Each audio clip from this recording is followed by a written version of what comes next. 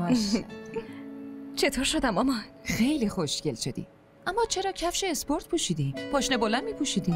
مامان چه نیازی به پاشنه بلنده؟ شاید حمزه توی هر چیزی از من بالاتره، اما من میخوام همیشه با اون همقدم باشم تا اون به همراه بودن با من افتخار کنه. خب مامان من دیگه میرم. باشه فعلا.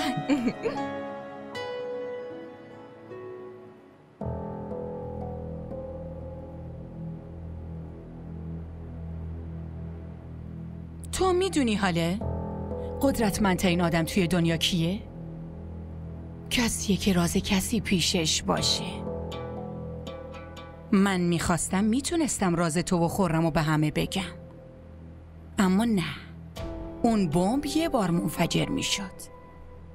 اما الان همه ی عمرت استرس فاش شدن این رازو با خودت خواهی داشت، مگه نه؟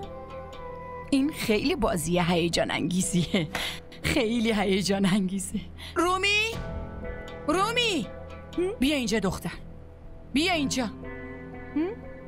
یه عکس از منو حاله بگیر.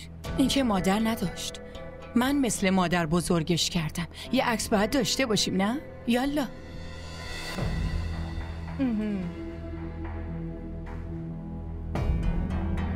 بیا این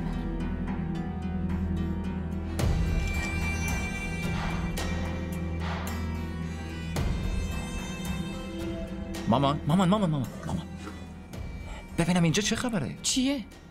این خونه چراغونی، این همه تدارک، اما چرا از فامیلا خبری نیست؟ منظورت چیه؟ منظورم اینه که حتی عروسی عروسک رومی رو میگرفتیم خونمون پر مهمون میشد، اما الان عقد دختر خانواده‌مونه، اما هیچکی نیومده. بهتره اینو از بابات و مامان بزرگت بپرسی. میگن وقت عروسیش همه رو دعوت میکنن. عجیبه والا. خیلی خب من میرم حالا رو ببینم. خب بیچاره حتما داره گریه میکنه ماما. اون گریه نمیکنه، کاملا خوبه. تازه بعد از عقدش میتونه همه رو ببینه. از دست شما. به به، ماشاءالله ماشاءالله، چقدر زیبا شدی. ممنونم. شما دارین از کی تعریف میکنین مامان؟ اوه، اینجا که ملت بیش از حد نیاز به خودشون رسیدن. رومی، مامان بزرگت داره صدات میزنه. بریم. خوشتیپ شدی.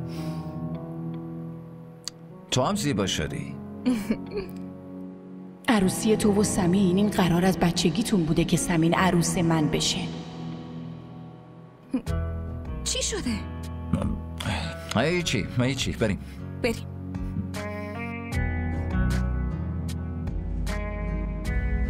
بفرمایید، بیاین بریم داخل. سلام علیکم. سلام علیکم.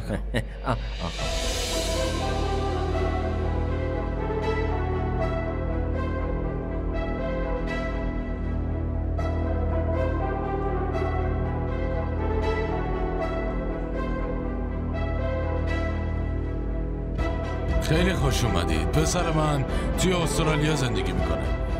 همین دیشب از اونجا برگشت. شما بفرمایید داخل. بفرمایید.